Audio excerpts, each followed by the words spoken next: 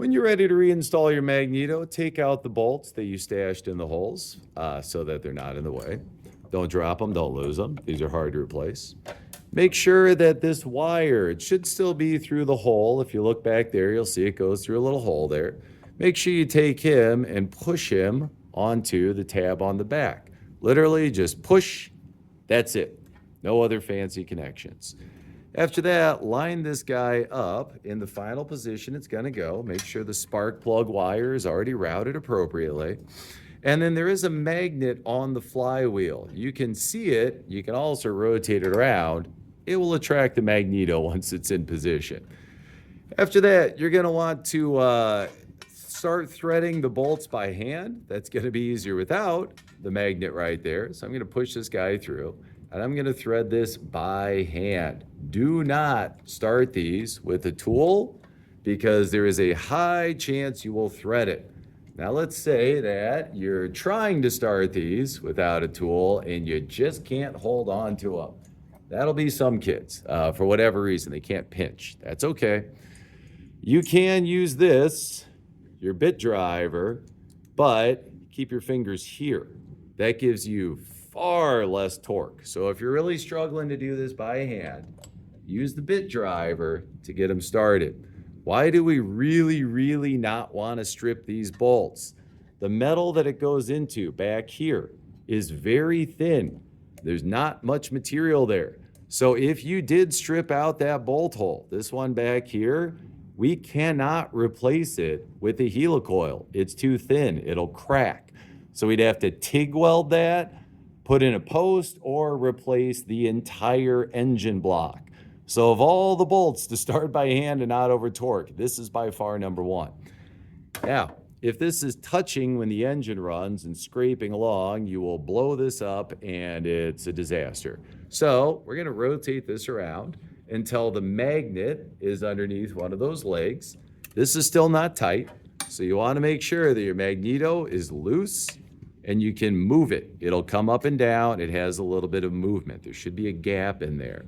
If you're struggling, move the magnet away, and you can see if you have motion. That gap is too big, the engine will not start. It'll blow up if it's rubbing. You have to get the gap just right. You can use a piece of paper, slide it into that gap. The distance you want is about one sheet of paper. If you take that measurement, that is about 0.0045 inches. The perfect gap size is a bill. If you want your engine to go fast, use a 20. Otherwise, use a single dollar bill. But if you don't have any money, use a piece of paper. It's fine. I'm going to go ahead and push this up so the magnet's out of the way. I'm going to slide the bill under there. And then I'm going to rotate this around until the magnet is below. Now, why do I care? I'm going to apply thumb pressure here anyway. I'm going to be pushing inwards.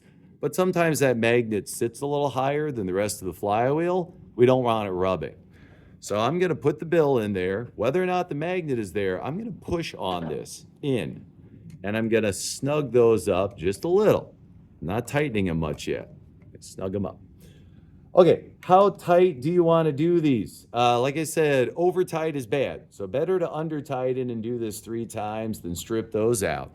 I'm going to use what's called the rule of wrist.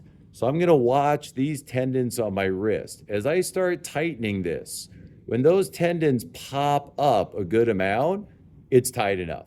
So not when they first start moving, but when you really see those tendons come up, it's probably tight enough. So I'm going to come over here. I know it's off camera, doing the rule of wrist. I'm going to hold that in place and just snug those down. Now, I know what you're thinking. I want my money back. Here's my cash, right? Spin this forward, and the bill comes right out. Full refund. What do you check after that? Now that you've got it, spin this around by hand and listen.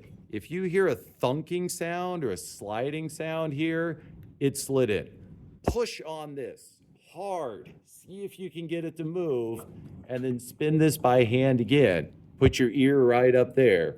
If you hear it grinding or rubbing, that's bad. The sound you're hearing is this. So if you don't hear any sound, you're gonna push on it again, slide it around again, I'm probably fine. And now you're ready to reinstall the outside metal cover. The upper fan cover has 3 pieces of metal that should fit into the side fan cover as shown in the photo. Make sure to start all 3 bolts in the side fan cover before tightening any of them. You will have to push on the fan cover to align both holes.